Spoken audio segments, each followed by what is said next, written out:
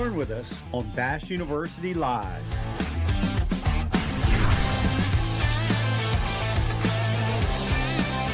Bass University Live starts now.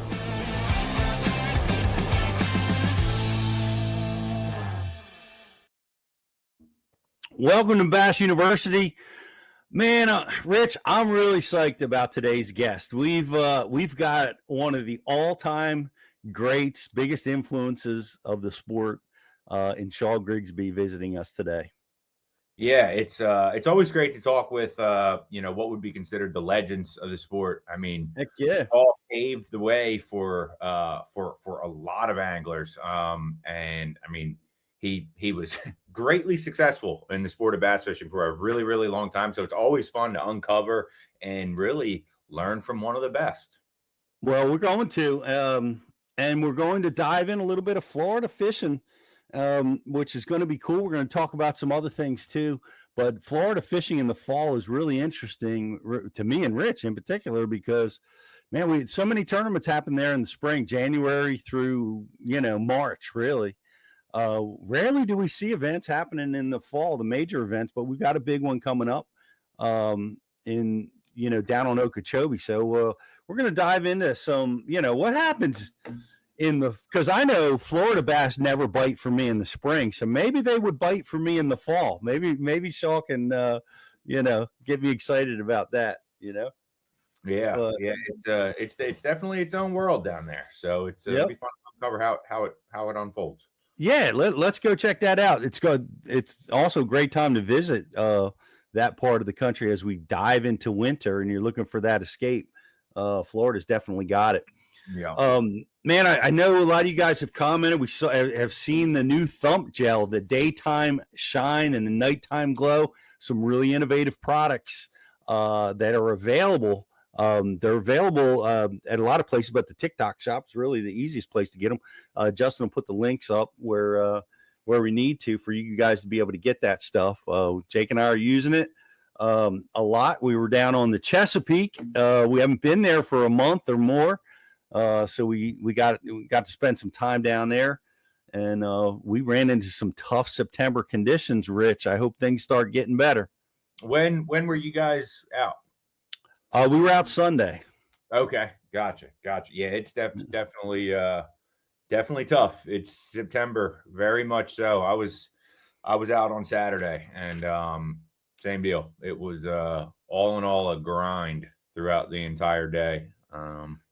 It seems like it is the way it always is. You can catch one everywhere and nowhere at the same time, and It's hard to big bite.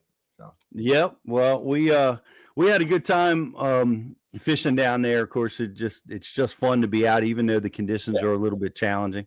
And I know they're challenging for you guys too, wherever you're fishing.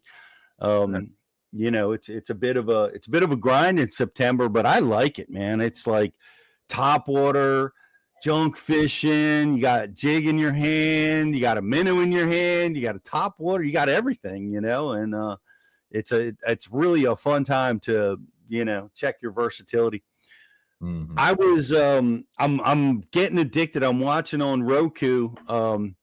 By the way, that's a little hint, maybe some new stuff coming for Bass University, in October, but I've been watching Bassmasters on Roku, and I happen to be watching the Buddy Gross, Harris chain event that he won using Humminbird 360 and Carolina rig and big swim bait and lipless bait. But lot of fun to go back. I think it was in 22 or 23 when he won down there on the Harris chain. Saw Livesey win on fork a couple of times. Both Bass University instructors, check them out. But it was great to see the use and the value of 360. And I think 360 is going to be even a bigger player in tournaments coming up this year, especially when guys are live sonar is not allowed in that tournament. 360 is going to be even a bigger player than it already is. Yeah. So interesting stuff, and great to see Buddy win. That was a great win. So weird how he catches them fish, man. Those treble fish where he points the rod at the fish. It's crazy. Yeah. But hey, that's what if it works, it works. Yep. It definitely works. And without, let's bring him in, Justin, because a lot has worked for this gentleman over the years. He is a great champion, a Hall of Famer, multi-million-dollar prize winner, and just a great attitude and the nicest guy you'll ever meet in the sport of bass fishing. Shaw Grigsby, man, so great to have you with us, buddy. Morning, guys. It's the big smile always greets you no matter what, man. I don't know how you do that. Even when on a bad day, you've got the big smile. How do you do that? I'm blessed every day, buddy. Blessed every day. Good to be with you guys. Well, it's great. It's great to have you here. It's been a wild ride, Shaw. You've been at this game. Is it what is it? It's a 30+ year career for you. Is it? I think 41, but yes. Wow. Long time. Man, that is fantastic, and you've accomplished so much, and you've inspired so many people to love this awesome sport, and inspired a lot of us to take up sight fishing. Yeah, I had a passion for catching fish and love fishing, and then really got into the sight fishing aspects, which is pretty much what forward sonar is now. It's if you're looking at the screen rather than the bass out there. And but true. yeah, it was really fun, and I've been very blessed. So I've done well, and now it's retirement time. So what's retirement look like for Shaw Grigsby? Well, just before we were coming on the air here, I got a call from the trapper, and we've got a couple gators we got to go catch. So I'm doing nuisance gator trapping. So what we do is we live capture alligators, and they can be anywhere from little guys, 2 feet long on somebody's porch or in their swimming pool, up to 10, 11, 12 footers. And it's just, you never know what you're going to run into. And most of the time they're like, presenting a nuisance. We caught one earlier this year. I had to catch it on a Strike King frog, which was really cool. It was about an eight footer or a little over 8, and it ate the lady's dog, and that's really sad. So when you have things like that, but we catch them and catch them live, tape their mouth, and transport them to Gator Farm. So it's a lot of fun, really is. That seems like a bold undertaking, man. It's a lot of hand-to-hand combat. It is, but it really takes a lot of my fishing skills. So everything I learned in fishing transfers to it. It's like you're catching a 10-pounder every day. So every one of them that you catch, it's like you've hooked onto this big one, and now you've got to play it, because you can't horse these things. You can't just drag them up, So you play them. We do it rod and reel and a treble hook and hang on and fight them up, and then lasso them, put a lasso around their neck, and then bring them up and tape them, grab their mouth and tape them. And the big thing is don't get bit. I mean, that's the thing. It's fun. You jump on top of them. It's exciting, but you wait till they're real tired. That's what you do. Okay. You got any battle wounds? I do. I don't usually. I hadn't been bit till the other day, and we were messing with a handful of little ones. I'm talking little ones that are maybe 18, 20 inches. And they were real slippery, and I was trying to get the tape, and I couldn't get it to hold, and my finger slipped, and the little guy bit me on the thumb, and I still got a Band-Aid. So it's where is that? There we go. It really isn't much. It didn't even do much, but so now I can't say I've never been bit by a gator. I have to say, yes, I'm dumb enough to get bit by a little guy. So yeah, I'm glad there's still a thumb.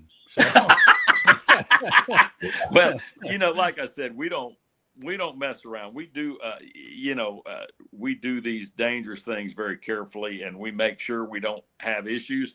And that one was small enough that, it really didn't matter whether he's going to bite you or not. The only thing you had to worry about is infection, because their mouths are not real clean. But real honestly, we don't take chances. We learn real quick that if you mess up on a big gator, it's a whole arm or can be really devastating. You could actually kill you. So we don't take chances like that. But we've got some really cool videos that we'll probably put up, quite a few of them. I'll start putting more of them up as we go along too. We'll be watching and liking and sharing those videos, man. I got to see those. Is it a team? You say we, like, is a group of people? Like, how many people does it take to capture an 8-foot alligator? One. So I've done them one person, the trapper. So I'm an agent under the trapper. So the actual trapper, I wouldn't want that job, man. He is busy. He'll get up at 2:00 in the morning and have to get one off of the interstate, or out of campus. And I've had to go at about midnight is about the latest that I've had to go get one. I got one on campus and all by myself, go up there and it's trying to bite you, and you slip the noose over it and you drag it and he's rolling, and you got to wrap him up on a pole or something to where you can get him calmed down and jump on him and tape his mouth. So it only takes one, but we like to have 2 or 3. And what's really cool is nowadays that forward sonar is incredible. And I use the Scout mode, Active Target 2, and from Lawrence, and that is incredible. I just pick them out. They go down, you go over there he is, and you pitch on him with a hook and a rod and reel, and you fight them up and land them. So those happen in the big waters, when one's like not letting people, you can't have kids swim, you can't get around it because this gator's trying to get their dog every time they let their dogs out, or every time their kids come out to go swimming. We get in the big water and we do that. But the land gators are truly fun because they're on land and you walk up to them, they're in somebody's front door, and you snatch them and hang on, and it's just a pure battle. So, but we do multiple people. We have our normal crew. You can go 1, you can go 2, and you can go 3, and very rarely do we have more, but sometimes we'll even have more to land one. I have just established what my retirement plan is. I'm moving down to Central Florida, and that's retirement plan right there. Yeah. It's a blast. I mean, it's true. We went the other day to this guy's property, and he's like, he asked me, he says, "Man, you've been doing this bass fishing. You're a legend doing this, and now you're gator trapping." He says, "What gets into that?" And I said, "Man, you just gotta do it once, and you'll be hooked." And so we're on his property catching one out of his pond. And he goes, "Man, this is awesome. I'm addicted. I might have to do this." Everybody you take, or everybody that sees it, they go, "Oh yeah, this is really cool." So we give away trips every year at like CCA and donate a trip to go gator hunting with us, and it's a lot. I had a guy come out. I gave one to wait a minute, Bass Hall of Fame, right?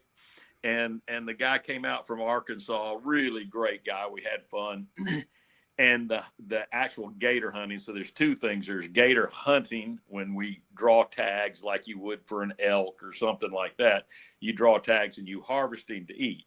And then there's the nuisance gator trapping that we do, where we take them and sell them to farms and that. Well, he was out during the hunting season. The hunting season wasn't very good, and we got a call for a little 4-footer. And this 4-footer was on the I-75, which is the main interstate here in Florida, northbound rest area, in this little retention pond right here by my house.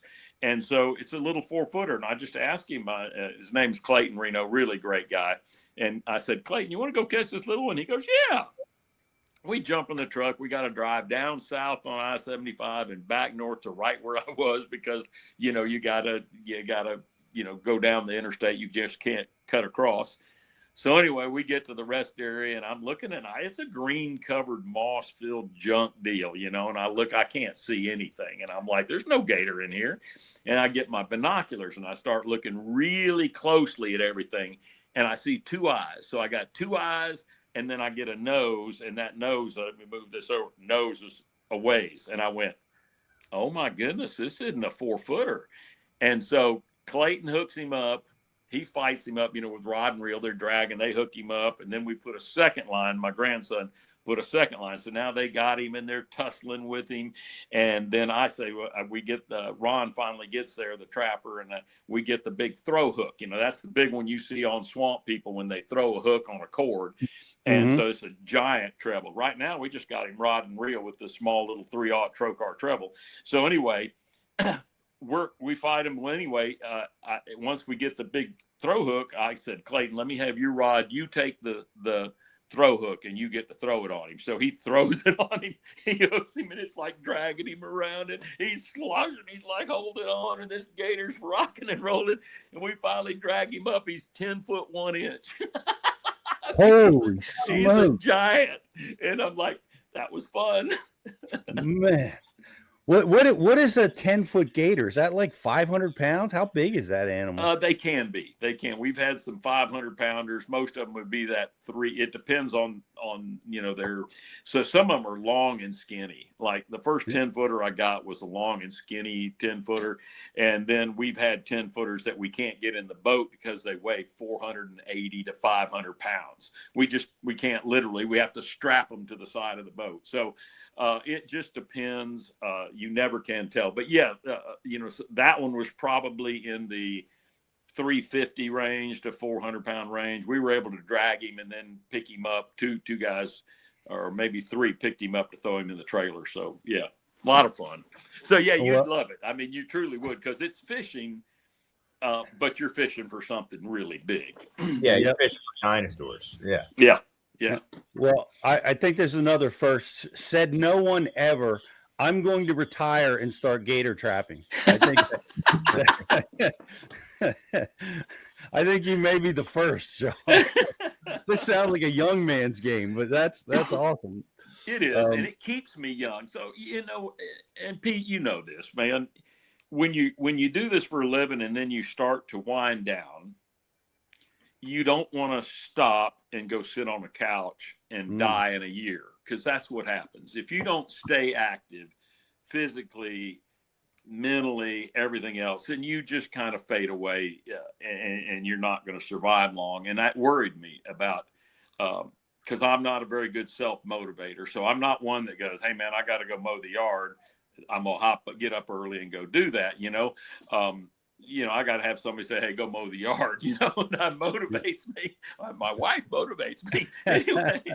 But so with this gator hunting, you get the tag and you got to go. And a lot of times they're what we call e-gators, emergency gators, where they're sitting on this lady's front door. She can't get out her door, or they're in somebody's swimming pool, or so these are gators that you have to go right now. And so that call, I got just as we were going on the air, and he said, the 2 tags I sent you are not e-gators, so don't worry about it. We'll get them, when you get off. So, whenever I get off, I get to go put on my gator hunting shirt, and I got one that's got, FWC nuisance gator trapper.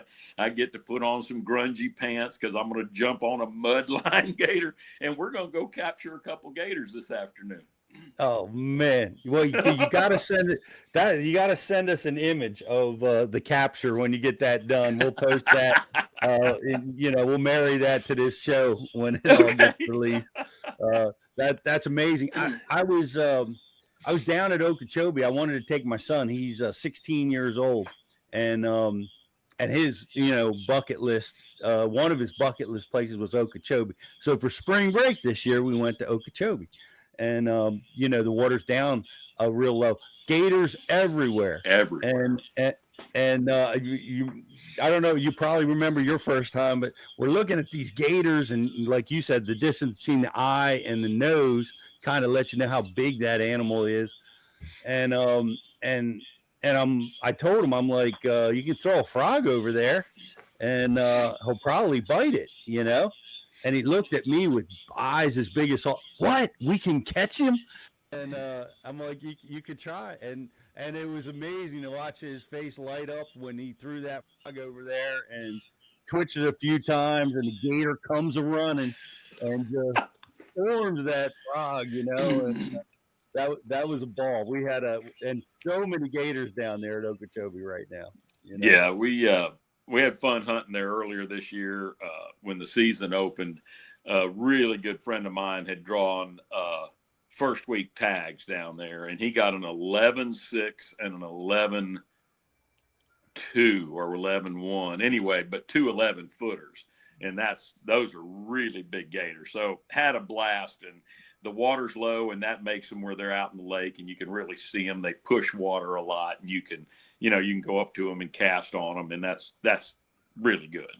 Yeah. Well, it was fascinating, and we had a blast down there.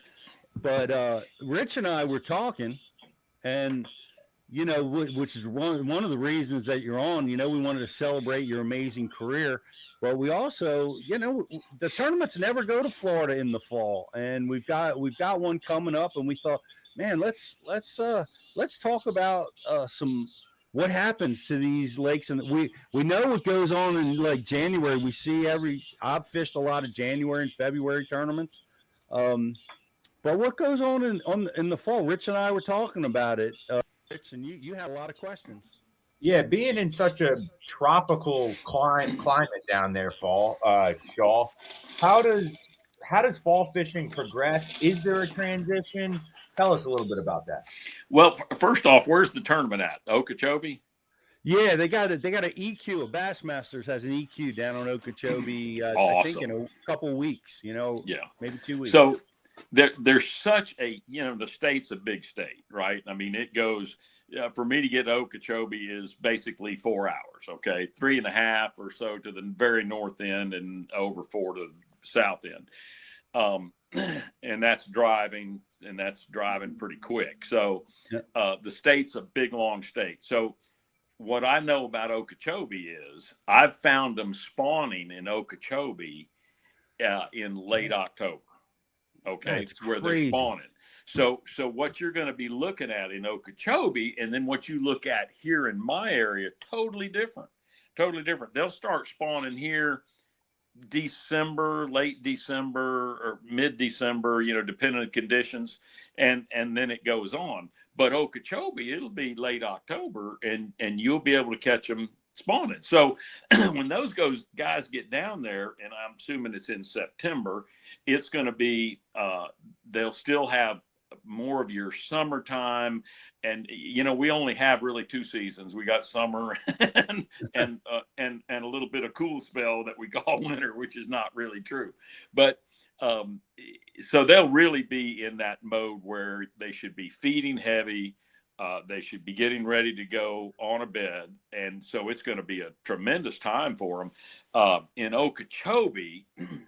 Like I said, be different from up here, but Okeechobee, there's still going to be some good schooling activity. I mean, that's really cool because that's what happens in summertime, and late summer gets into the fall time.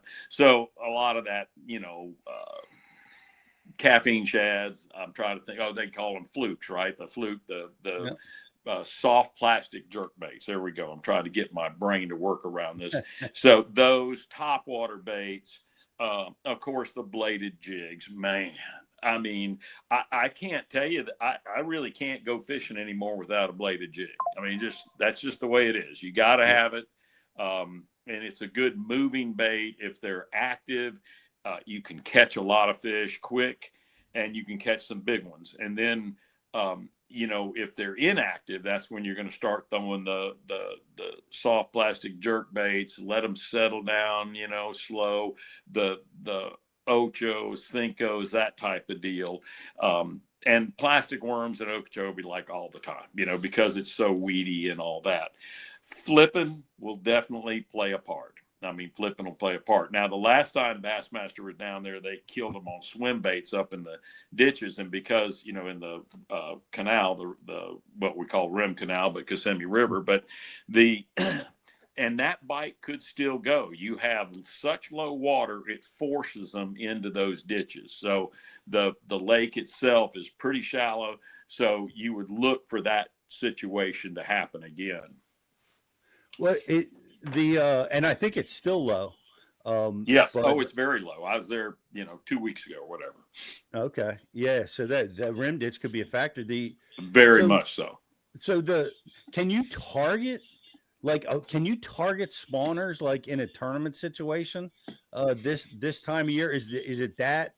Is there enough of it going on where you could do that? I think you're at the September. Okay. Now, once you get into October, it's possible. But that September, I'm saying that's a little, this is September, October starting. What you're going to find is that I'm going to say it's going to be very early for it. It'll be, a couple weeks off for that tournament to do that. So when I caught them spawning down there in October, I was not visually looking at them.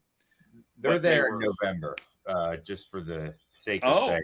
November 13th through the 15th is when. Okay, I was off. Yes. So there's very likelihood that they'll be able to literally see them.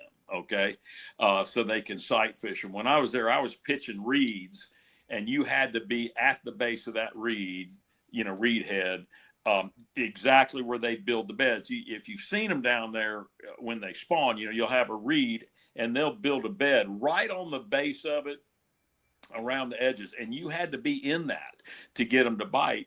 And the ones that I was catching, I wasn't seeing, but you had to be that close. If you pitched it up and it swung out away from the reed, you weren't catching them. It had to be on the reed. So you hit that reed and fed line to it to where it would be at that base. Or you pitch past it and bring it up to the base if you were able to do that. And they were basically right at the base of it. And you'd get one, like if he bit it and spit it, you'd pick it back in and get him getting it. I mean, it was your typical spawn and bite where they'd mess with it and all. But at that particular place, I wasn't able to visually spot them. So, but yeah, it's pretty cool. But they get a lot of them in that November, December time where you will see them spawning, especially if you're around new moon or full moon. So it's new moon and full moon oriented. I know.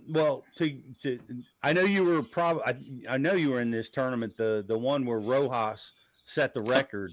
And I remember the weather was the factor there because it was like cold, like big cold front leading up, and then we had this steady like 80 degrees,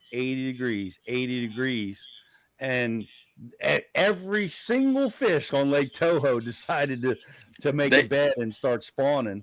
And that was amazing. That was what we call the perfect storm, was that it had gotten so cold that water actually in Toho, Kissimmee chain, had dipped below 50 degrees, which I don't know that that's happened, history-wise. I don't know how many times that's happened. It just doesn't. So that year it was so cold, and it was cold before, and they never got to start. And then all of a sudden you had this warm weather, and moon phase didn't mean anything. Everything happened because the temperatures got there. We're going fast. All those big ones came up, and yeah, it was tremendous. That was one of the greatest and times to go fishing ever. I mean, just one of those tournaments you'll remember forever. I remember it like a horror show. So I don't know what your experience was, but I was lighting them up in the offshore holes in the hydrilla, and they were schooling, and I mean I had never caught them so good offshore at Toho, and I was so thrilled. I had caught 15 pounds, and even though that was less than I thought I was going to catch on day one of the tournament, I'll never forget this as long as I live. I come into the marina, and I'm idling past somebody that had already weighed in, and I was just curious because in years past, 15 pounds is a pretty darn good bag. Yeah. And I thought, okay, well, if I have a good day tomorrow, I'll be in contention. And I'm like, what's leading the tournament? And then somebody passed me and said 45 pounds. And I thought, oh, they're just messing with the Jersey kid. You know what I mean? Like, I thought it was a joke. And sure enough, it like, oh my God, all you guys that figured it out, man, everybody had a monster bag, and my 15 pounds was almost dead last.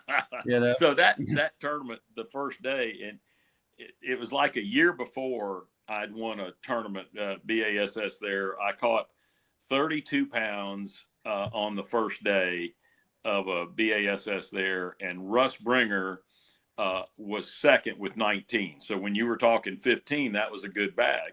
And I ended up hanging on and winning that tournament. So this tournament came out, the one that Rojas won. And the first day I caught 32 and I backed off, so I had 32 pounds that first day and I backed off thinking, well, I had that, last tournament here and won it. So I said, I don't need to have more. And I come in and Rojas has got 45. So I poured the cold to her the next day. I just went after it and I caught 35 pounds. And I still went backwards 2 pounds. He had like 37. I'm like, that's unbelievable. I'm like, okay. So, it was a crazy tournament, but yeah, it was a lot of fun. Man, that was. And crazy tournament. Shout out to Rojas for setting the record. Oh, yeah. Still holds it. But the thing that you said from a teaching perspective is, in that instance, weather overpowered the moon phase. Yeah. So that you have both things happen in the spawn, and if, let's say, temperatures are just kind of gradually coming up and all, then moon phase has a huge play in it, or you're in the season where it's really, it's going on. Moon phase plays a big part in bringing them in and setting them up. If it's like that situation where it was cold, and then all of a sudden here comes the warmth, well, temperature and I think sunlight, both of those promote that and promote the spawn and the start of the spawn. And once you start having that, that's how I won so many of my tournaments were early season spawn tournaments. So there were tournaments where nobody else was really paying attention to that. They were too early. They were just going catching, like you would out there in the holes and high drilling, having fun.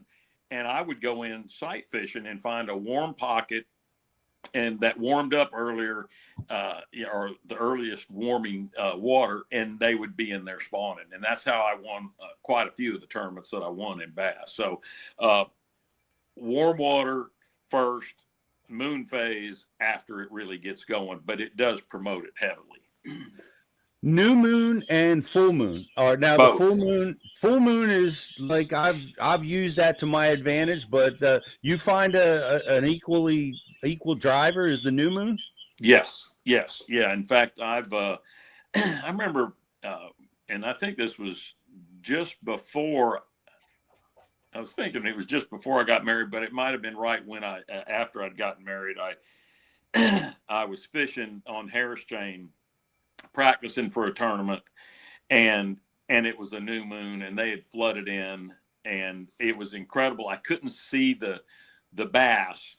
I could see the glow underwater. So you knew that there was a bed there. There was a lighter spot. So everything would be dark, and then there'd be this light spot, and you could kind of see it. And I'd pitch a worm over there, and he'd go thunk, and I'd pull it up because this was practice. I was lifting it up. I was with my wife, and I pulled it up and said, oh, my gosh, look at the size of this one. You pull him up before he spit it, and it'd be an 8-pounder. And I did that, I don't know, 10, 12 times that day. And my wife is, I'm going, man, I'm going to win this tournament. And it was on a new moon. And wow, I didn't win it, but I was real close to winning it. Wow. Well, it's, personally, it's an Achilles heel line sight fish. And I never could understand how, I always felt like, man, I must have bad eyes. How can Shaw and see them so much better than I can? Is that a factor for you? Is it good vision? Is it depth penetration that you're so proficient at, or is it, what makes a good sight angler such a good sight angler? I must admit, in my earlier years, I had tremendous eyesight. I mean, I was like 2010 and 2015, and so I could see farther and clearer and all that. So yes, eyesight has a good bit to do with it. As I've gotten older, I'm obviously not as good at sight fishing. Still see them and still catch them, but not like I used to. But I don't have that vision anymore. So yes, vision, I'm sure, is part of it. And then after doing it for a while, you could see things, like you picked up on details that a lot of people don't pick up on, and you'd see shadows, you see fin movements, you see things like that. And so I'd always wear amber color sunglasses, that would collect light. So they're more yellowish brown. And that would collect light, and that gave you the detail that you needed to see when you wanted to see in the water. And so, I knew what to pick up and what to look at. So, yeah, but eyesight vision is definitely a big factor of it. Yeah. How much of it comes from boat positioning as well, Shaw, and like knowing where you need to be in order to effectively get those fish to bite without detecting you? Yeah, so boat position is, like 100%, because you have glare on the water. That's why you wear polarized sunglasses, to be able to help you cut the glare. So if you take a pair of sunglasses, you got them on, and you're on your body of water, and you turn right or you turn left, all of a sudden you go to where there's glare and you can't see anything. And then you get to a spot where there's no glare. And that's where the polarization is working, where there's no glare. I mean, that's where it's cutting the glare.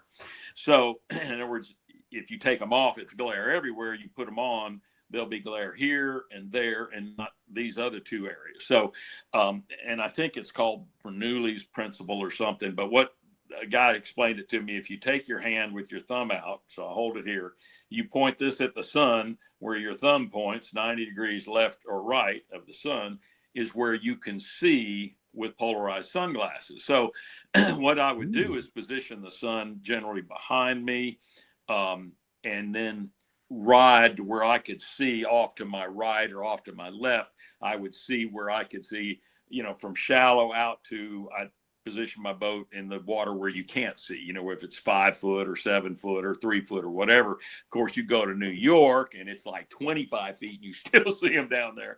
But you know what I mean, in Florida, because we're talking Florida fishing, I'd be in, 4 or 5 feet and I could see towards the bank, and I would work those areas that, that you could see, and then you could pick them up quick. And I literally would burn through, batteries and trolling motors trying to get going and trying to run it as fast as you can. So I used to have this technique, and back when Pete and I fished, where I would literally idle and I would sit on the front deck with the trolling motor and steer with the trolling motor and have my life jacket and kill switch in my hand, and could steer the boat with the trolling motor while it's idling. And they outlawed that. After I won a couple tournaments, they said that was unsafe, because if you came around a corner and there was a boat, you just pull the kill switch cord and steer around them and no biggie. But they said that was unsafe. And so I ended up having my dad would sit in the seat beside me, in the seat. And I say, don't steer, don't do anything. And I'd still do the same thing. But he was behind the steering wheel, and that was legal. So there we go. But now you can't even do that. So, but anyway, that would save me from burning up my batteries. And in practice now, I got those Thor lithiums that, man, you can run them all year and they don't run down, which is really cool. Yeah. A lot has changed. And and by the way, I want to thank you for being part of the Bass University. We have Bass University seminars. If you're Shaw Grigsby seminars, if you want to learn how to sight fish, if you're we've got Shaw's tutorial on how to do it, and I appreciate you doing that for us. And two of the most fun techniques, two of the most fun seminars that you'll watch are your topwater seminar and your sight fishing seminar at Bass University. And those are two things that I love to do, man. You talk about topwater. Oh my goodness, yeah. Fun. I'm like addicted to it. I'd rather catch one on topwater than I would like 5 or 6 on anything else. So no question about it. I wanted to ask you, what are your thoughts? Like, what is have you noticed any guys changing the game on sight fishing? We talked about forward facing sonar being a new sight fishing tool. We saw the Drews, we call them, Benton and Drew Cook, who are sight fishing experts, and they're rattling their rods and doing some interesting things. What have you seen that is really cool or innovative in how guys are catching them now? Well, I think that that forward sonar is ridiculously fun to watch. So where you can see the stump, you can see it, especially on the scout mode, you see the fish swim around, you see him coming back. And I guess in the other view, it's called perspective or whatever. I really don't know all the different, units and who makes what. So all I can relate is what I use there. But the scout mode, where it's that wide view, and I can see that the fish is going left to right, right to left. So you can chase a bluegill off the bed and come back, and you can be far away. So these fish don't know you're there, and they're not like sight fishing, because when I'm sight fishing, I'm looking at them. I know that if I get too close, it gets them standoffish, and they kind of get boogered, and you have to really wait till they get acclimated to you. So there's a time constraint there.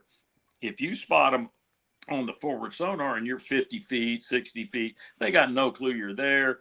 You can pitch over there, drag it up, and you can catch a fish pretty rapidly doing that. So it's changing that game, and that's probably the coolest thing that I've seen, is being able to watch the fish.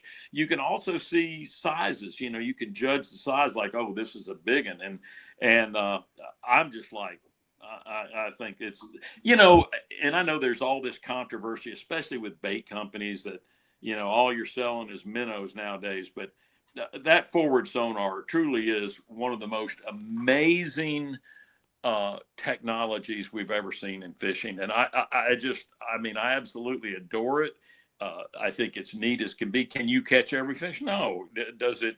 There are guys that are really, really good at forward sonar, and there are guys that aren't really good at it. And it's just something that you've got to learn. And so anyway, but no, I love the whole aspect of that. But that's probably, of the sight fishing deal, that's probably the coolest thing I've seen, is being able to scan a flat and find a stump, and then there's the stump, and then there's your fish, or find a bed, you actually see the bed.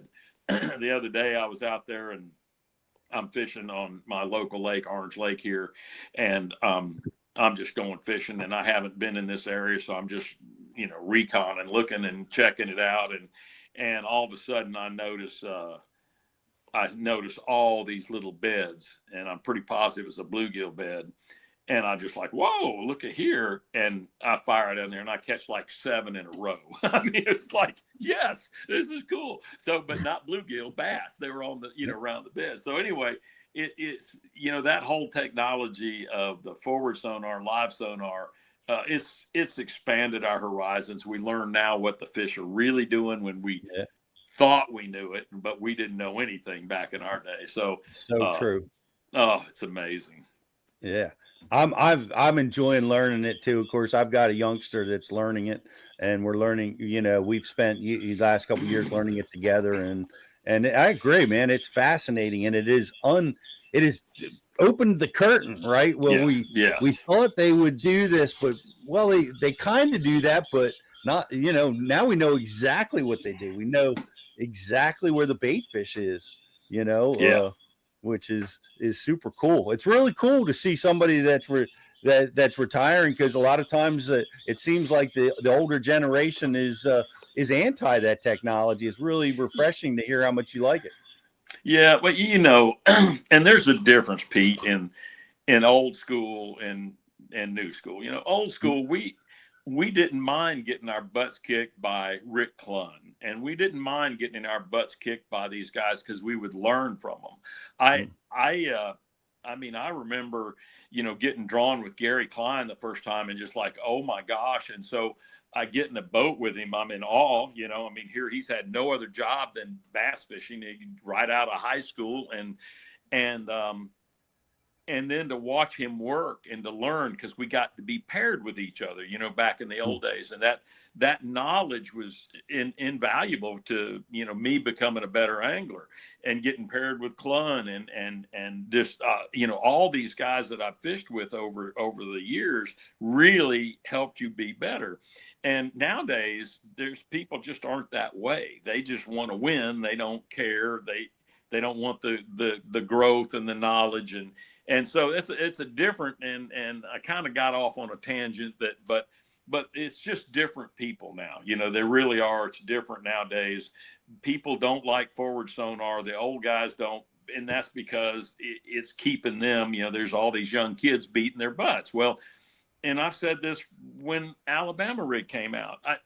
It's not the Alabama rig. You need to learn to use it. It's like Gerald Swindle. I fished with Gerald Swindle when my dad died, 96. And I got paired with him the week after that. I was devastated. I couldn't even hardly do anything. I said, Gerald, I'm just getting in the boat with you and go fishing. And he pulls out a shaky head, which I hadn't fished. And I'm like, what the heck? That thing looks, I mean, you got a waddy headed jig and the worm's kind of jacked up going a different, you know, off at a weird angle. And I'm like, man, I'll just trounce him with a Texas rig, right? Oh no, he killed me. I mean, he killed me. And guess what? I ended up getting a whole box of shaky heads and learning how to fish shaky heads, right? Right. Well, that's what anglers should do. You should embrace new stuff and go, hey, we got to learn it. And we're going to learn it. We're going to get better. And that's what we're going to do. And it just seems like a lot of people just don't want to do that. So they want to go back to old school. I think the technology is there to help you.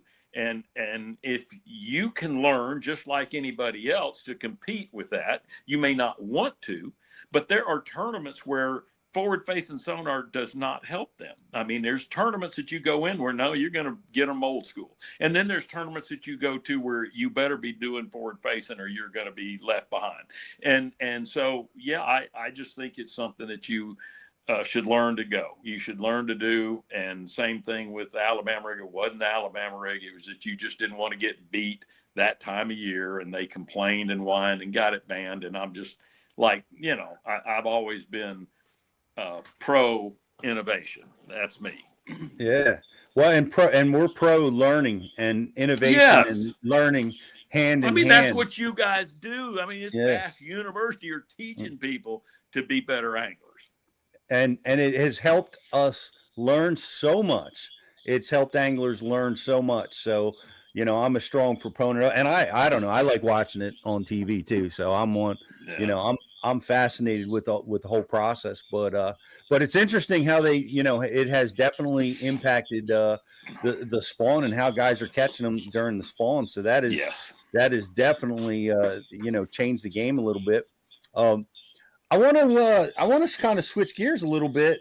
So I'll move. Like we've talked about Okeechobee.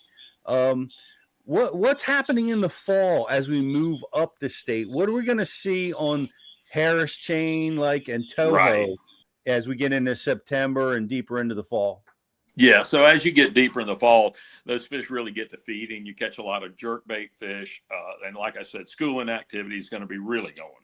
So my area, it's and this is all, I should say, the Central Florida and North Central Florida. There'll be a lot of schooling activity, a lot of topwater. And then, you know, when the days are like, because we still have hot days, right? We'll have hot days.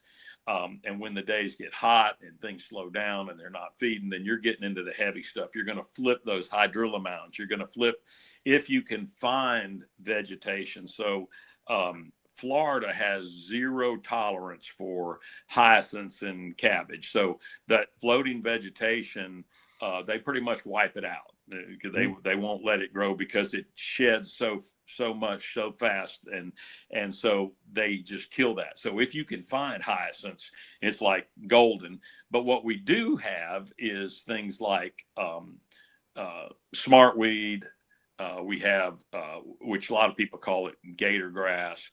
We have alligator weed, which is a floating vegetation, but it mats up. It's got a root system, and it kind of grows out like grass would in your yard, but you cut off the bottom. There's nothing underneath there, and you can punch through that.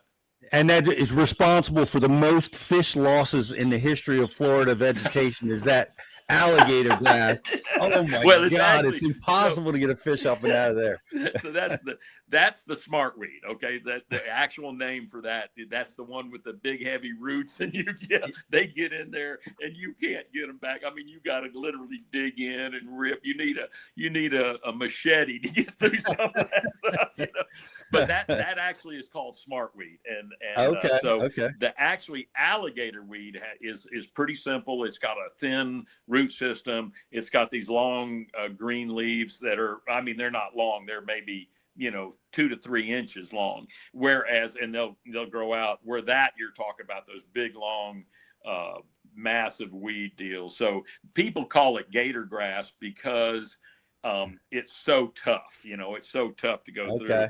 And that's that's a local name type deal, a thing that they gave it. But that we do have an actual weed that's called alligator weed that's different. Okay.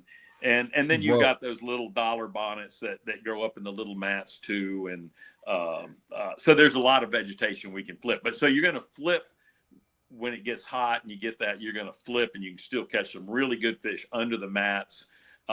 It holds everything from grass shrimp and food source and all that. And it also gives them the shade and they can ambush. So flipping will be a big thing all the way through. In fact, even into the good springtime, what happens a lot of times they'll bed and you'll have a spawning bed here, but you'll have a bunch of junk right next to it. And those big females that lay up underneath that, they'll slide out to the bed to spawn, slide back in, move in and out to help protect because they're right next to each other. So flipping can be really good throughout the fall and into the spring. And so, yeah, that's going to be a good thing. So again, the topwater, the schooling, the minnow baits, doing the forward sonar because they're going to be on shad. All that happens in the fall, and then it's going to be flipping and trying to punch a few fish out. So that's kind of my game plan. I can still catch some cranking, little small crankbaits, and I can still catch them on bladed jigs because that's really good. But it's more of the active topwater stuff and schooling activity, minnow baits and things like that you really concentrate on. Jerk baits, really, really good. Well, I appreciate you educating me on the name of the smart grass, but I will call it dumb grass. I will never call it smart grass. That stuff has frustrated me for years. But, it's it is. That's where the 2-ounce weights came up with. People we used to flip with like 3/4 ounce and 1 ounce, and stuff like that. We got to 1 ounce, we're like, ooh, 1 ounce, and then you get to 1 1/4, then you get to 1 1/2, and lead back then, which is huge at that stage. It's like, but all of a sudden they start getting 2 ounces because you can't get through that stuff with the little deal. And the matted hydrilla, some of that rolled up hydrilla, same thing, where it'll roll up in these mounds and it's so thick on top that you got to have something really heavy to punch through it. And so, yeah. I remember cool. I remember those lead rigs, the Florida rig. I think the Gambler, we were using those, the screw lock lead weights that were the 1 ounce and 1/4 ounce and a half weights were as long as the bait you were throwing. That's why we were so use such small baits, is because the weight was so big. So we would always use tiny little. You remember back in the day they had the fire claw that Ditto had. Bobby Ditto came up, and actually I think Dion Hibden designed that little itty bitty craw. And then you put the weight on it, it's like a normal size crawl then, So that's kind of why we all go to smaller baits when we did that punching through. Yeah, that's crazy. It was crazy. The new tungsten weight's been phenomenal improvement. But I wanted to ask you this. I've seen the schooling fish. I've been on them. Like I said, even when Rojas won, I was out there fishing for them. What are they doing out there? Are the shad and the shiners like schooling out there? What's going on out in that deep water? So we have a lot of shad, and so you'll see that it's mainly shad, a lot of threadfin and stuff like that. The shiners are generally pretty good size, so they'll be like from well, 6 inches, 4 to 6 inches up to like 12 inches, 13 inches. Man, I caught them using crappie jigs, and you're like crappie fishing. All of a sudden you catch a shiner that's a pound, or a pound and a quarter. And you're like, wow. And the bass go after those. But most of the schooling is going to be on shad, on those little thread fin. And that's what you're normally going to see. So they don't usually school up. Shiners are more, they'll be in a group and there'll be 6 or 8 or 10 of them or 20 of them, something like that. They're not really schooling material. So when you get those wads of thread fin where they're just packed in, and then the bass kind of circle them and force them into a little deal and then just blast through them, and that's what you're seeing on schooling. And it can be aggravating, especially in Florida, because you'll have you'll see schooling going boom boom, you go over to them and it's like they're gone. Well, now we have forward sonar, so you can pick them out. A lot of times they disappear because they're chasing a wad of bait, and that bait moves way the heck over here. Well, you look over, there they are, and so you can kind of stay with them. And that's another great advantage we have now of forward sonar, because back in the day we didn't have that. They'd go down and you're like, oh my goodness, and then they show up over here, 80 yards out of range every time, and you were chasing your tail, so to speak. Yeah, sure enough. Well, that's interesting stuff. There, we got schooling and we got flipping. Rich and I we're both punching freaks, so we love that stuff. We also, Rich and I are both tidal water guys. Talk to us about the St. John's. What's going to happen there in the fall?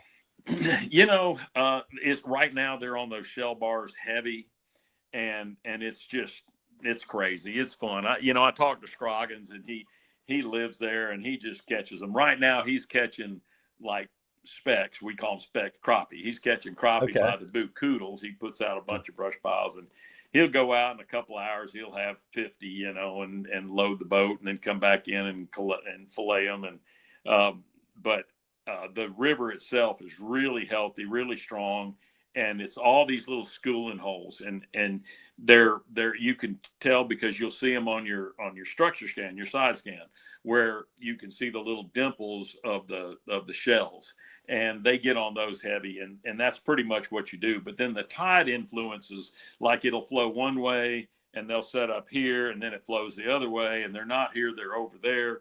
And to me, that's always hadn't baffled me, because I grew up kind of fishing the Swanee River, which is some tidal down there in the mouth, and other rivers. So you just have to learn it. And so it's something where, as you go as a non-resident and you come in and you try to figure this out, it's pretty hard. It's pretty tough, because as that tide progresses, it moves those fish. They may be here, on a start of a low, or start of an incoming, and then they're going to move here and move over here, and all of a sudden they're gone, and you're like, what happened? And you got to find them again.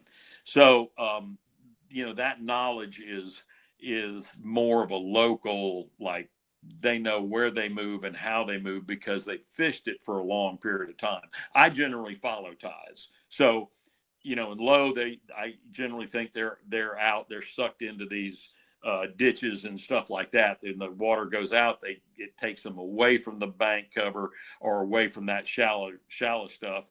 And then as the tide comes in, then I follow them in and up through that stuff, because they always seem to like to get close to bank. They like to have something there, and they go feeding back in the shallow pads and in those shallow deals they feed when that high water comes in. So I kind of follow the tide is what I do when I fish a tidal system. How do you find the shell bars? Like, how deep do you typically look? And like, are they more so in like 5 to 7 or like 10 to 15? Like, where do they usually set up? So, I guess the first thing, if you're thinking St. John's River, the first thing you want to do is you want to go, every channel marker is generally marking a high spot, right? That's why they kind of put them there, is to keep you from running into that. So those high spots will be where the current now can flow across it. And, the shell bars, the clams, those things that the little, clams that are there I call them clams. They're not really clams. I'm trying to get the right name. But anyway, mussels, thank you, are there, and they're filter feeders, so they want that current to flow over it. So any of those is where I would start, and I would idle, and you keep an eye on your side scan, structure scan, and you see those. You'll see it, and it looks similar to a bluegill bed, to where you get all these little dimples all next to each other.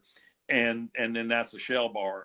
And you can also, what's really cool is when you idle over them, a lot of times you'll see the bass on them. You'll see like, here's shell bed, and you'll say, man, there's 5 or 6 really good ones sitting here. And so you can kind of mark where they're at, come back and, drag through it. Though you can throw crankbaits, you can throw, Texas rig, shaky head, drop shot, any of that stuff, and it really works. So would the channel markers that are on the inside bends be where the high spots are and the current would hit? Like the outside bend of a channel, like the outside swing, like it's going to be more, it's going to be steeper, right? Right. And now I must admit, I probably have a couple shell bars I know about that are on the outside bend, but it's not a lot of them. So most of them, like you said, are on the more of the inside where it gets shallower, and you still have the current. What you really want to look at is where's that current going to flow. Okay. Right. So, if you don't have that current, then you're not going to have the shells. You don't have and you want that flow to be pushing, because it pushes all that water by them. So those mussels can filter and feed, and that's what they want. So you really, there'll be some insides where you just don't have much flow, so you won't have them. So you really make sure that you have where that water's hitting those high spots. So hypothetically speaking, because remember, Shaw, I told you I got family in Jacksonville.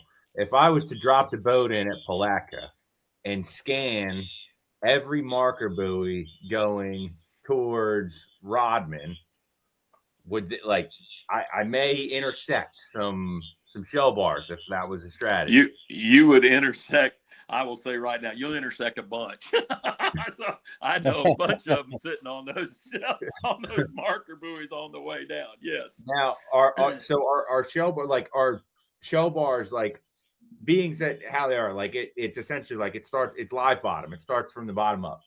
Are some shell bars more active than others as far as like having biting fish on them, or? So I think there's going to be some that are very well known that get beat up, so those will be a little bit harder. The ones you can find that are maybe a little smaller, like 300 yards from that marker, or somewhere where it's not really well known type thing, those could be pretty good. Go in there and pick off 1 or 2. I have a few of those where they're small and smaller deals.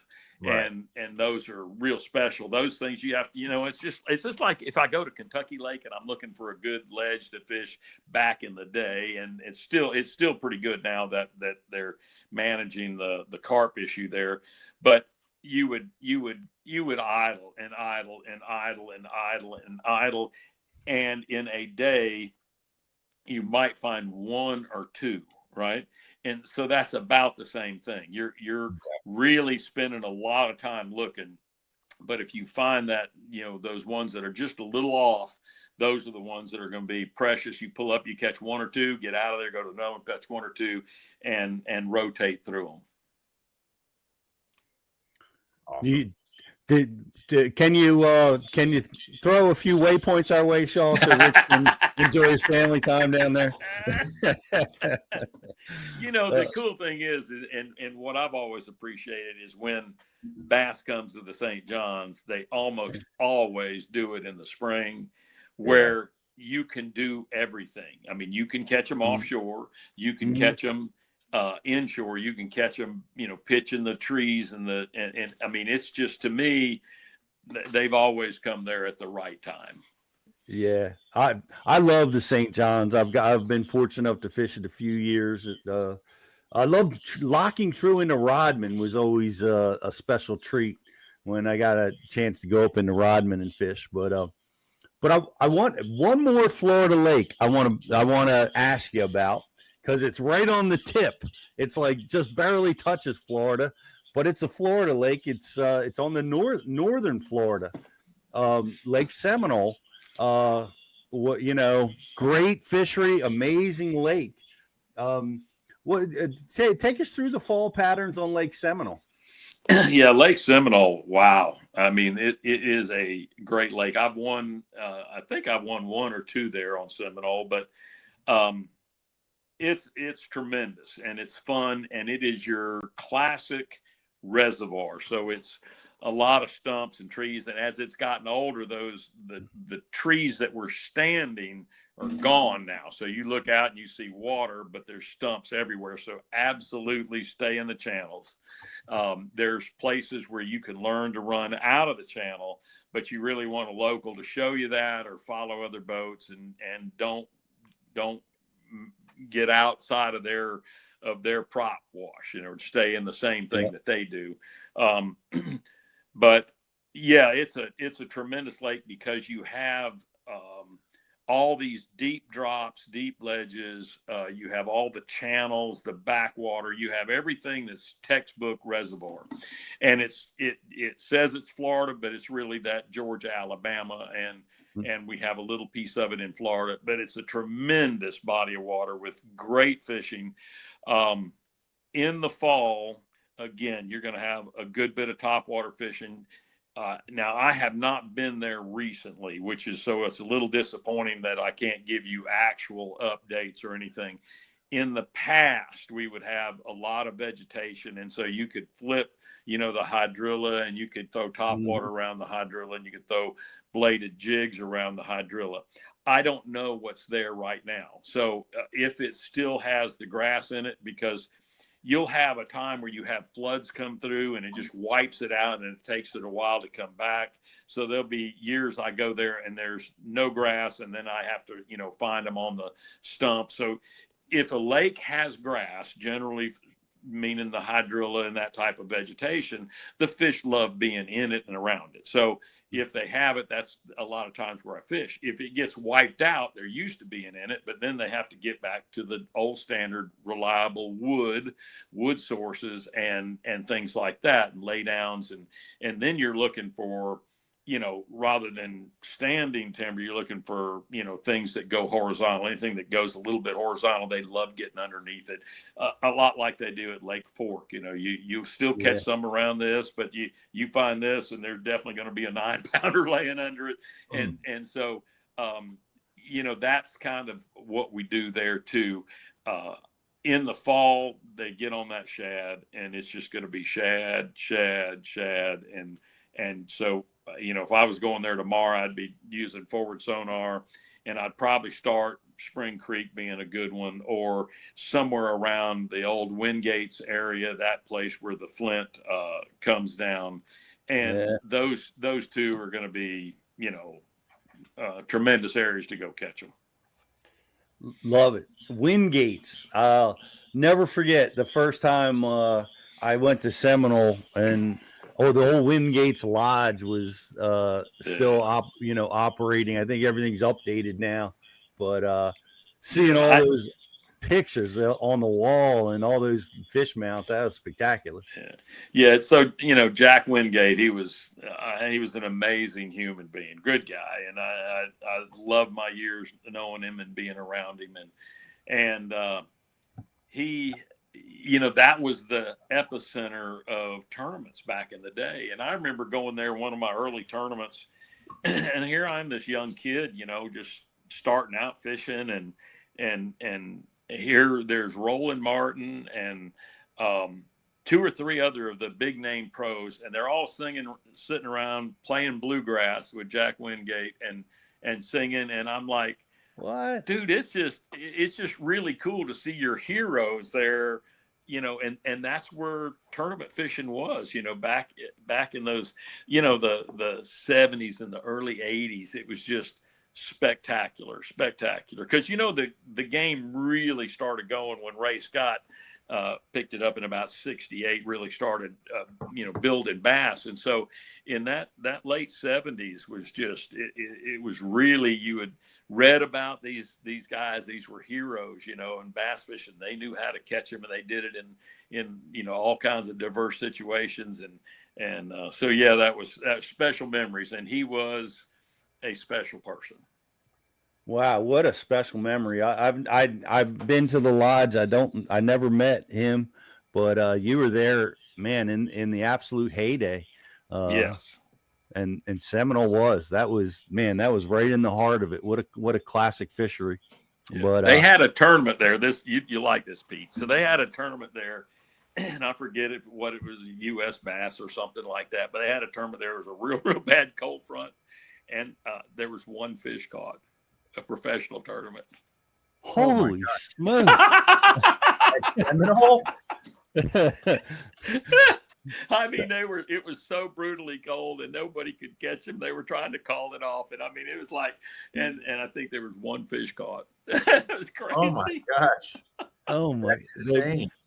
Well, they must not have had a shaky head back then. I don't think so. Everybody was too proud to put down the big rod. Yeah. Oh, man. Wow. Is that true? One fish caught? That is true. That is true. And I wish I had a good enough memory. The guy that does all the archives of the old stuff, he would be able to tell Lynn you. Dollar. Lynn Dollar? No. Ken Duke? Well, Ken would probably know too. He's good. I'll think of him. Being old, it takes a while for your brain to process and get into this guy. But this guy does all the old bass fishing and has all the archives of the old stuff. And really, golly, why am I not? I mean, I know him, like I got him in my phone personally. I could call him, and I don't. Yeah. Anyway, needless to say, he would have those records of that. So it's. There have been tournaments where I have weighed in only one fish in the week, but never the whole field. That's crazy. Well, I want you just fished basically. I guess it's your last tournament on the Tackle Warehouse Tour, and I wanted to ask you about this because Rich and I love this place. Me too. I remember watching old Bassmaster clips of you sight fishing on Thousand Islands. We're talking about Thousand Islands, and you just had a wonderful finish up there. What a great event for you again. But you were sight fishing up there. I remember the old stuff, watching you sight fish up on the flats around Cape Vincent or out in Ontario, wherever the heck you were, and watching them smallmouth, talking us through it as you would see them. I can remember it like it was yesterday, and here you are up there still catching them on Thousand Islands. That must have been awesome. I really love that place, and it's just fun. And sometimes, it's like any tournament. Sometimes you catch them, sometimes you don't. But I stayed close and threw a thunder cricket, a little tungsten thunder cricket, almost the entire time. But that getting into that final day, I'd moved myself up into fourth place after 2 days, and that final day, they had seen my thunder cricket enough, so they were saying, no, we're not playing. So I did a lot of Ned rig fishing, and I caught a limit, and I'm doing okay. I had like 19 pounds or something, but I was talking. They were wrapping things up, because of my final tournament day, and I got the trolling motor. I'm doing exactly what you said. I'm sight fishing, looking. And all of a sudden I see this giant, and literally it's the biggest smallmouth I've seen in the water, and probably pushing 7, high 6s, if not, in the 7. Wow. And I see this fish and it just stuns me. I go, oh my gosh, and so we're on camera live, and I'm talking about, the sport, and I turn around and said, my goodness, look at this. And she moves in, and I try to fire out in front of her. So I make a good Ned cast and I get hung in the grass, you know, and I made a cast and she didn't see it. But then the next cast I got hung in the grass right in front of her, you know, and now I pop it through. You got to kind of rip it through the grass so you don't get the grass to stick on it.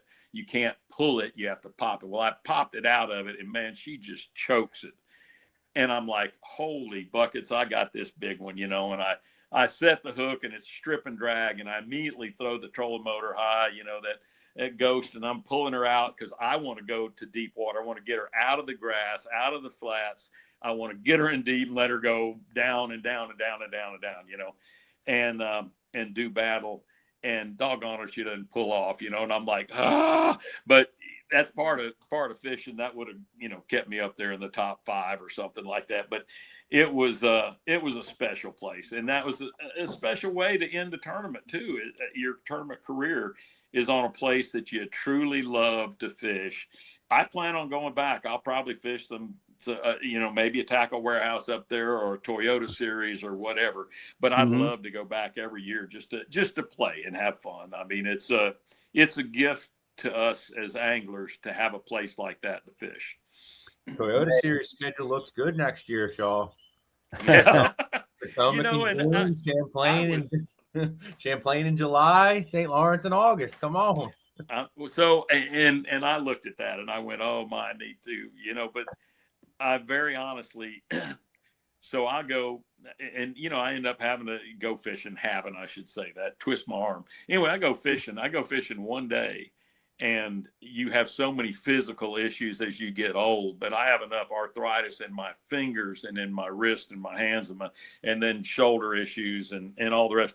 You know, it takes me a while to recover, and I put up with it and I enjoy it but I don't know that I could go through a circuit and do that. I don't know that I can go, you know, 6 days and do that. And it takes a major toll. So that's really the reason I retired is, you know, I can catch one gator. I'm not out there catching 15. I'm not out there making 1,000 casts. I'm out there making 1 or 2. And then I fight this big behemoth in, and I can do that.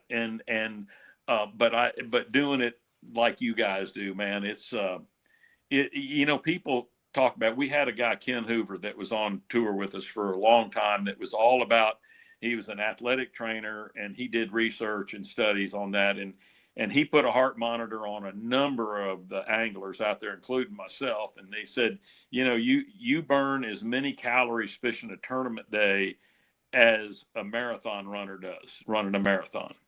And so when you think about that, you know, our cast and our up and down, our going at it, I hook one and your heart rate goes real fast and you're like, come on, go on. You get him in the boat. All these things, you know, wear on you. And it's just one of those things. You're definitely, as a professional angler, you're definitely an athlete, a professional athlete. And everything it takes along with a professional athlete is what you have to do to perform. And I'm just not at that stage in my life where I can continue that. Well, you had a blistering tournament. It was awesome to up there, and I'm sure we'll see again at some of the tournaments as you cherry pick, and what a great way to do it. I love that part of it, especially, you know, I seem to find myself doing that these days, Shaw, where I fish the tournaments I want to fish now, and the places that I want to go to, which is kind of a cool thing to do. But, absolutely. But it's speaking of body, you know, issues. You didn't want to make the 150-mile, you know, one-way trip out to the Ducks in this tournament.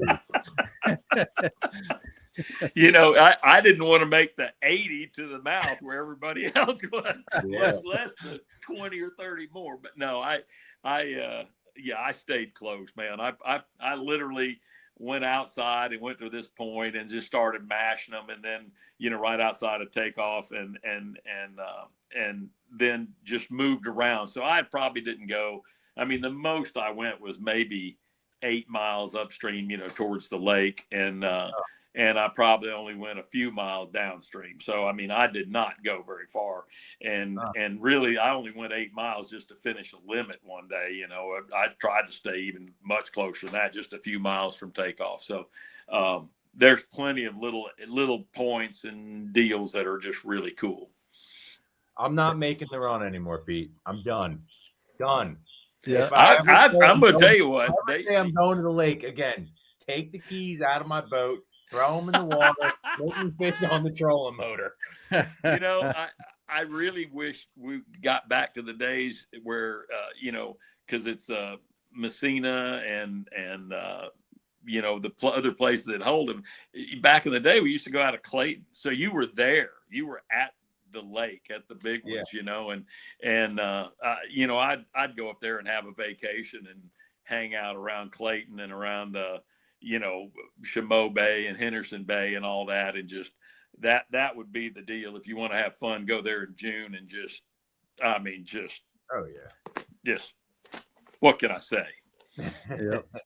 Yeah, it's special, and you know, and we love it up there. But I hear you too, Rich. I mean, my goodness, that long boat ride is a heck of a long boat ride, and there's so many fun places right around Messina to fish, as you showed us again, Shaw. But but man, well, I mean, we've cut into your alligator hunting time quite a bit here, Shaw. But I want to thank you for being such a positive force in the sport, such a great person to look up to, and just always full of positive and smiling energy, influencing us all and making our trips more fun. Thank you very much, Shaw, for being that influence. Thank you, and both you and Rich. I appreciate you guys, and you know, it's such a special sport. I hate to see it where it's in controversy, because it's a great sport, and I just hope that, and it seems like there's some really, really good young anglers that will take the mantle, and hopefully they'll protect it and keep this sport going, because I'm telling you, it's truly, to me, it's the best sport out there. It's one that you can compete, whether you're male or female. It's one that you compete. Doesn't matter anything about you except what you have up top, you know, and learning, and fishing's just a great sport. It has so many different variables that you don't have in a stick and ball sport. And so, yeah, I just think it's a purely incredible sport, and I'll be watching from the sideline. Well, we appreciate you very much. Thank you for being part of Bass University, and thank you for being with us. And make sure you send us some pics of them gators, and watch those fingers. Watch those fingers, man. Okay. Thank you, guys. Yep, you bet. Great Shaw Grigsby, everybody. Man, Rich, what an amazing opportunity for us to be able to share a moment with a man like that. Yeah, that was fun. I think he's selling himself short a little bit, though, on the amount of years he has tournament fishing left, because he's out there wrangling dinosaurs. So I think he's probably still got a little more gas in the tank than maybe he's leading us to believe.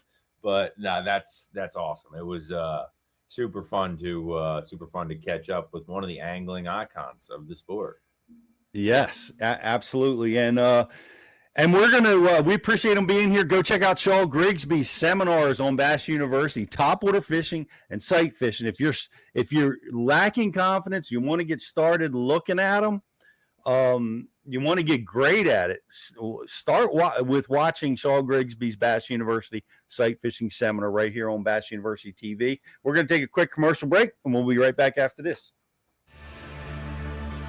We're off the clock to clock more fish, to fill our live wells and empty our coolers, because there's more to explore. The latest Humminbird fish finders work fast, see clearly, and know all the best spots. They fish even smarter paired with the Minn Kota, and break down the water like never before. If you like your plans loose and lines tight, then it's time to explore. Only with Humminbird. Get right to the fight. New Mega Live 2 forward-facing sonar puts you on more fish with an ultra-clear, rock-solid picture of underwater action. Next-gen clarity, next-level fun. Only with Humminbird. Do you love bass fishing? then you have to check out Bass University. Access over 1,000 bass fishing seminars and episodes. Get discounts on the tackle from your favorite tackle brand. Learn the latest techniques from the top pros. And never stop learning. And never stop learning. And never, ever stop learning. Welcome to the Bass University. Welcome to Bass University. Welcome to Bass University. Welcome to the Bass University. Welcome to Bass University.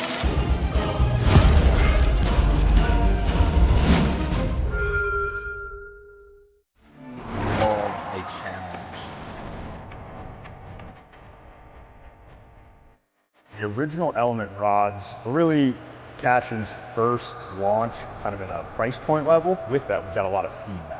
And that's what brought about the Element Z2 and its launch.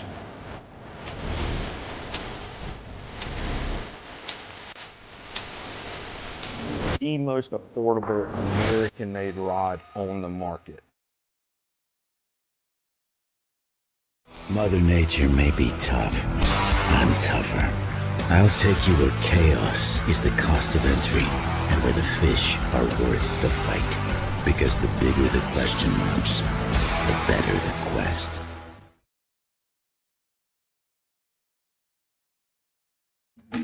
Welcome back to Bass University. I was watching John Cruz win. I can't help it. Whenever I get like 5 minutes, I got to go on Roku and check out what they're playing, because they're always replaying something. John Cruz won in Florida, St. John's River, using a cash and chatterbait rod and fishing chatterbaits. I guess they were chatterbaits, vibrating jig of some kind. So watching them bust them and get that win a few years. I guess that was 22 or 23. I guess they're going through that season or those seasons right now.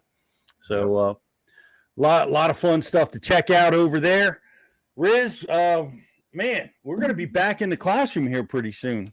And we're going to be filming some amazing new content for Bass University. What's our releases scheduled this week and next? Yeah, so this week we're releasing Brian Thrift sonar settings for success. This is the on-water version of this seminar. We did an awesome classroom seminar with Brian. We've already released that one where he went over everything in the room and all the settings and everything, how he sets the units up. This week's release, we're actually out on the water demonstrating. And that's one of the cool things that you get with Bass U, is that you not only get the in the classroom teaching component, we also take a lot of the same instructors out on the water and have them demonstrate and show and teach what they taught about in the classrooms. And that's what you're getting this week with Brian Thrift. Arguably, well, I'll go ahead and say it. He's probably the best at using side imaging and lining up on specific targets, which we also have a seminar specifically on that. But he goes over all his settings on his Humminbird units, all of his strategies. A lot of those strategies can apply whether you're using Lowrance, Garmin, Raymarine, whatever. But yeah, it's an online, or it's an on the water breakdown of how to use your sonar, how to use your units, how to use your mapping, and put it all together to maximize your time on the water. So that's what we got this week. And next week, we'll just preview it a little bit. I'll tell you more about it next week, but it's Logan Park's Tennessee River ledge fishing. And there's a reason that we have these two kind of butted up next to each other, because a lot of the same principles that you're learning about this week from Brian are going to apply next week in Logan's seminar. So we'll talk more about that one next week. But yeah, that's what we got for this week and next. Yeah, excellent. I'm checking out Logan Park's insane high school and college tournament that's going to be taking place in November. Mm-hmm. I'm very intrigued. Really cool, very unique experience. Looking at that from Jake's through Jake's lens, that he may want to we might participate in that. So we're kind of kicking around, seeing if we can make that work. But that's really cool. The college kids draft the high school kids, and then get out there and compete on Lake Martin. Pretty cool deal. So go check that out, guys. Hopefully there's still I better get on it, because hopefully there's still a spot left for Jake. I got to clear our calendar, see if we can make it. But Justin, why don't you come on in? What I know we got some things going on at Bash U. Tell us, we got a sub of the week. We got our promotions going on. What's happening on your end at Bash U? Well, first we'll do the sub of the week. We got Bash U instructor Gray with Mitch, and I believe they call it these somewhere in PA. I'd imagine, Pete, before you ask me. I can tell you what. Really know. So shout out to Gray and Clark Lake. Mitch, our sub. Most likely right there. What was the bait and color, Justin? Dean's rig. It was a black Dean's rig was the bait of choice. So. Well, beautiful smallmouth. Shout out to Gray Buck. We saw him at the Open down here. He had he like a lot of us. We both struggled on day one. He came back strong on day two and scored a check in the Open. And so shout out to him. Great smallmouth guys. Thanks for being both of you guys. Thanks for being part of Bass University. And if you want to be part of Bass University, Justin, how do they do it? And what's going on with our promotions right now? We got a cool promotion going on right now. You can get a couple Berkeley Swamp Lords. You get a gift card. Set up for the fall. Get some fall gear. You can also take a 7-day free trial as well. So a couple different options. Good time to sign up, man.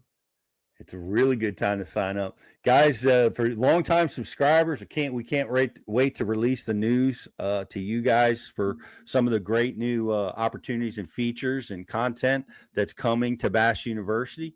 Here, a lot of it will be released in the fall, and you guys can look forward to that. We're excited to let the cat out of the bag. So we're not ready for that yet, but we will let you know. But it's a great time to get signed up. You're in the deer stand, you're watching football, man. This fall is a great time to take on a new technique, a new lesson. It's all available at your fingertips from the great one that we just had on the show, Shaw Grigsby, teaching about the skills that he used to win millions of dollars out on the tournament trail are available at your fingertips. I forgot the question. Doggone it. We need to, maybe we can send him a text and ask him. But I love the great question there. Now that you're retired, what is there any top secret little lure or the George Cochran, scenario? Is there any little tidbit, little thing you've kept secret all these years? I think we should just have Shaw on again sometime. I think that's a great idea. Always fun. If he still has all of his limbs intact after this afternoon's job, we may do that. Awesome, man. Yeah, he was awesome. Great guest, great guy, great mustache. What can you say? Well, very, very good. Well, we appreciate all you guys hanging out with us. We're going to be back next week. We've scheduled in advance a bunch of people. Rich, what's coming on the live? What are some upcoming guests? Next week, we're going to be talking to the Tidal Water King, Brian Schmidt, fresh off of a win down on the Potomac River in the Toyota Series. And then the following week, we're going to be talking to Bassmaster Elite Series Angler of the Year, Chris Johnston. So excellent. Stay tuned. Got a lot of good shows coming up. Yeah, and congrats, Smitty. What a great deal. Another win on the Potomac. I mean, he's won multiple times there, multiple times. Chesapeake, he's just a killer. Now he's battling up on Lake Champlain. Gosh, that guy wins a lot of tournaments. He's always been very, very good at that, and that continues. So congrats. Looking forward to catching up with him. Good friend of the show. But Chris Johnston is another one that, how is he doing it in the face of very, very tough competition, back-to-back AOYs? Man, oh, man, he's at the top of his game. I'm very excited to talk to him and have him on the show. Looking forward to that coming in a couple weeks. So a lot of great stuff happening at Bass. You guys, thank you so much for being part of the program. Get yourself subscribed if you haven't done that already, and we look forward to seeing everybody next week on Bass University Live.